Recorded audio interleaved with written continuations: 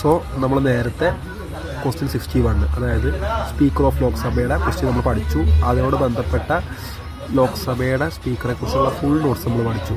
So നമുക്ക് next ക്വസ്റ്റ്യനിലേക്ക് പോകാം. അതായത് 62. Which one of the following committees does not have members from Rajya Sabha?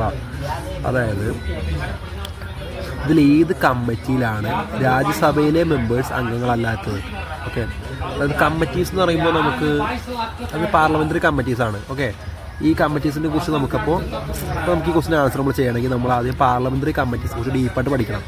So നമുക്ക് പാർലമെൻ്ററി കമ്മിറ്റീസ് ഫുള്ളും എത്രയും പെട്ടെന്ന് ഏറ്റവും വേഗം നമുക്ക് പഠിച്ചു വെക്കാം. ഓക്കെ, എന്നിട്ട് നമുക്ക് ഇതിൻ്റെ ക്വസ്റ്റിൻ്റെ ആൻസർ ചെയ്യാം. Okay, hello. അപ്പോൾ ഇതാണ് പാർലമെൻ്ററി കമ്മിറ്റീസ്.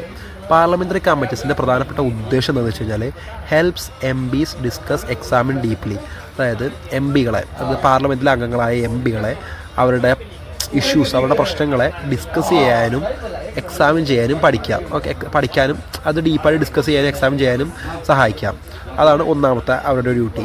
രണ്ടാമത്തെ കമ്മിറ്റിയുടെ ഡ്യൂട്ടി എന്ന് വെച്ച് കഴിഞ്ഞാൽ reduce work load of parliament. അതായത് ഈ കമ്മിറ്റീസ് ഉള്ളപ്പോൾ വർക്ക് ലോഡ് കുറയുമല്ലോ. സോ റെഡ്യൂസ് വർക്ക്, അപ്പോൾ അവരുടെ കുറച്ച് വർക്ക് ഇങ്ങോട്ട് കൊടുക്കാമല്ലോ. സോ നമുക്ക് വർക്ക് ലോഡ് കുറയ്ക്കാൻ പറ്റും. So reduce work load of parliament. Then ensure detailed scrutiny of government works. അതായത് സ്ക്രൂട്ടിനിറ്റി പറഞ്ഞു കഴിഞ്ഞാൽ സൂക്ഷ്മമായ നിരീക്ഷണം. അതായത് മൊത്തം ഈ ഗവൺമെൻറ്റിൻ്റെ വർക്കിനെ മൊത്തം സൂക്ഷ്മമായിട്ട് നിരീക്ഷിക്കുക. അതും ഈ കമ്മിറ്റീസിൻ്റെ ഡ്യൂട്ടിയാണ്. സോ അതാണ് പ്രധാനപ്പെട്ട ഡ്യൂട്ടീസ്. അടുത്തത് ഈ കമ്മിറ്റീസ്, അതായത് പാർലമെൻ്ററി കമ്മിറ്റീസ് പ്രധാനമായും രണ്ടാണ് തിരിച്ചിട്ടുണ്ട്. ഒന്ന് സ്റ്റാൻഡിംഗ് കമ്മിറ്റി, ഒന്ന് അദോ കമ്മിറ്റി. ഓക്കെ, സ്റ്റാൻഡിംഗ് കമ്മിറ്റിയും അദോ കമ്മിറ്റിയും. Types of committees standing committee, ad hoc കമ്മിറ്റിയും. Okay, ad hoc committee, standing committee. ഇത് സ്റ്റാൻഡിംഗ് കമ്മിറ്റി എന്താണെന്ന് വെച്ച് കഴിഞ്ഞാൽ സ്റ്റാൻഡിംഗ് കമ്മിറ്റി എന്ന് പറഞ്ഞാൽ പെർമനൻറ്റ് ഇൻ നേച്ചറാണ്. അതായത് പെർമനൻറ്റ് കമ്മിറ്റിയാണ്. അതൊരിക്കലും പിരിഞ്ഞുമില്ല. കണ്ടിന്യൂ ഇയർ ആഫ്റ്റർ, ആൾക്കാർ മാത്രമേ വർഷാവർഷം മാറുള്ളൂ. കണ്ടിന്യൂ ഇയർ ആഫ്റ്റർ ഇയർ, എത്ര വർഷം കഴിഞ്ഞാലും എല്ലാ പാർലമെൻറ്റിലും അതുണ്ടാവും. ഒരു സ്റ്റാൻഡിംഗ് കമ്മിറ്റി എന്തായാലും ഉണ്ടാവും. പിന്നുള്ളതാണ് അഡ്ഹോക്ക് കമ്മിറ്റി. അഡ്ഹോക്ക് കമ്മിറ്റിയുടെ പ്രത്യേകത എന്ന് വെച്ച് കഴിഞ്ഞാൽ അത് ടെമ്പററിയാണ്. എന്തെങ്കിലും അത്യാവശ്യമായി, അതായത് സ്പെഷ്യലായിട്ട് ഇതിൽ പർപ്പസിന് വേണ്ടി, ഒരു അത്യാവശ്യത്തിന് വരുമ്പോൾ സ്പെഷ്യലായിട്ട് പർപ്പസിന് വേണ്ടി ഡെപ്യൂട്ട് ചെയ്യുന്നവരാണ് അഡ്ഹോക്ക് കമ്മിറ്റിക്കാർ. So create for specific purpose. Okay, create for specific purpose. ഈ വർക്ക് കഴിഞ്ഞാൽ, അതായത് ആ സ്പെസിഫിക് വർക്ക് കഴിഞ്ഞ് കഴിഞ്ഞാൽ അവർ ഓട്ടോമാറ്റിക്കായിട്ട് പിരിഞ്ഞു പോകും, ഡിസോൾവ് ആവും. So dissolve after work is done. So അവരുടെ ഈ വർക്ക് കഴിഞ്ഞ് കഴിഞ്ഞാൽ അവർ പിരിഞ്ഞു പോകും. ഓക്കെ, അപ്പോൾ ഇതിൽ ഏറ്റവും ഇമ്പോർട്ടൻ്റ് ആയ കമ്മിറ്റി എന്ന് പറഞ്ഞാൽ സ്റ്റാൻഡിംഗ് കമ്മിറ്റിയാണ്. സോ നമുക്ക് ഈ സ്റ്റാൻഡിംഗ് കമ്മിറ്റി ഒന്ന് ക്ലാസിഫൈ ചെയ്യാം. ഓക്കെ, അതായത് സ്റ്റാൻഡിംഗ് കമ്മിറ്റി പ്രധാനമായിട്ട് കമ്മിറ്റി ഓഫ് എൻക്വയറി, അതായത് അന്വേഷിക്കാനുള്ള കമ്മിറ്റി, കമ്മിറ്റി ഫോർ സ്ക്രൂട്ടിനി, അതായത് സൂക്ഷ്മമായി നിരീക്ഷിക്കാനുള്ള കമ്മിറ്റി, ഫിനാൻഷ്യൽ കമ്മിറ്റി. ഇതിൽ ഏറ്റവും ഇമ്പോർട്ടൻ്റ് ഫിനാൻഷ്യൽ കമ്മിറ്റി കേട്ടോ. ഓക്കെ, അപ്പോൾ ഫിനാൻഷ്യൽ കമ്മിറ്റി, പിന്നെ അഡ്മിനിസ്ട്രേറ്റീവ് കമ്മിറ്റി, പിന്നെ കമ്മിറ്റീസ് ഫോർ മെമ്പേഴ്സ് ഫെസിലിറ്റീസ്. അപ്പോൾ ഇതാണ് പ്രധാനപ്പെട്ട കമ്മിറ്റികൾ. സോ നമുക്കതിൽ ഏറ്റവും ഇമ്പോർട്ടൻ്റ് ആയ ക്വസ്റ്റ്യൻ ചോദിക്കുന്ന ബുക്കുകളിലൊക്കെ മെൻഷൻ ചെയ്തിട്ടുള്ള കമ്മിറ്റി എന്ന് നോക്കാം. അതാണ് financial committee. Okay, financial committee പ്രധാനമായും 3 എണ്ണമാണുള്ളത്. ഒന്ന് estimated committee, public account committee, പിന്നെ ഉള്ളത് committees for public undertaking, committees on public undertaking. Okay, അത് നമുക്ക് ആദ്യം എസ്റ്റിമേറ്റഡ് കമ്മിറ്റി നോക്കാം. എസ്റ്റിമേറ്റഡ് കമ്മിറ്റി എന്ന് പറഞ്ഞു കഴിഞ്ഞാൽ എസ്റ്റാബ്ലിഷ്ഡ് ഓൺ 1915 എസ്റ്റാബ്ലിഷ്ഡ് ആയത്. മെമ്പേഴ്സ് മൊത്തം 30 മെമ്പേഴ്സാണുള്ളത്. ഏറ്റവും ഇമ്പോർട്ടൻ്റ് ആയി പോകുന്ന പോയിന്റ് എന്ന് വെച്ച് കഴിഞ്ഞാൽ ഓൾ മെമ്പേഴ്സ് ഫ്രം ലോക്സഭ. അതായത് മെമ്പേഴ്സ്, എസ്റ്റിമേറ്റഡ് കമ്മിറ്റീസിലുള്ള മെമ്പേഴ്സ് എല്ലാം ലോക്സഭയിൽ നിന്നാണ്. Okay, all members are from Lok Sabha. So estimated കമ്മിറ്റീസിലെ all members from Lok Sabha. Established 1950, മൊത്തം 30 മെമ്പേഴ്സാണുള്ളത്.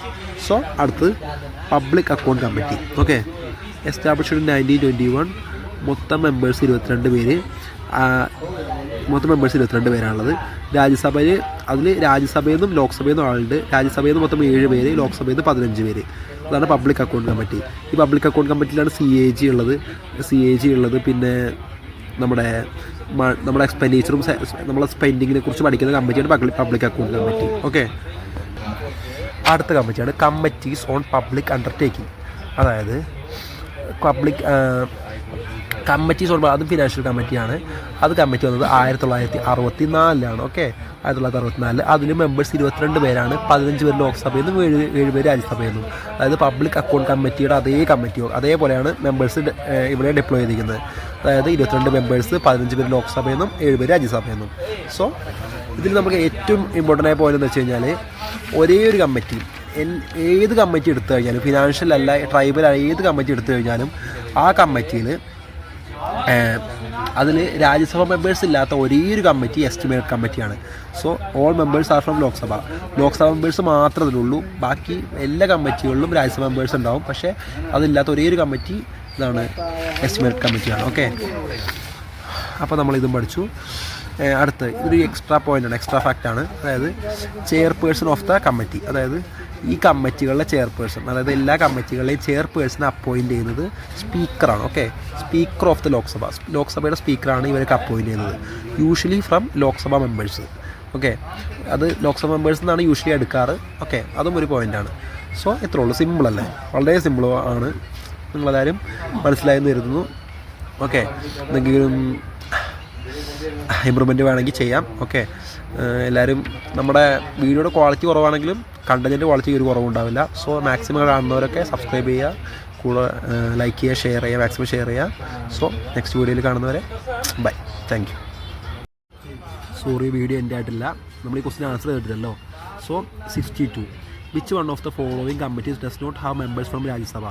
നമ്മൾ ആദ്യമേ പഠിച്ചതാണ് രാജ്യസഭയിലുള്ള എല്ലാ മെമ്പേഴ്സും, അതായത് ഏത് കമ്മിറ്റി എടുത്താലും അതിൽ രാജ്യസഭ മെമ്പേഴ്സ് ഉണ്ടാവും. അതില്ലാത്ത ഒരേ ഒരു കമ്മിറ്റി എസ്റ്റിമേറ്റ് കമ്മിറ്റിയാണ്. അത് ലോക്സഭയിൽ അത് ലോക്സഭ മെമ്പേഴ്സ് മാത്രമേ ഉണ്ടാവുള്ളൂ. സോ നമുക്ക് അതിൽ നിന്ന് നമുക്ക് ആൻസർ ഉണ്ട്. ഓപ്ഷൻ സി ആണ് ആൻസർ. സോ ഇപ്പോൾ ശരിക്കും താങ്ക് യു.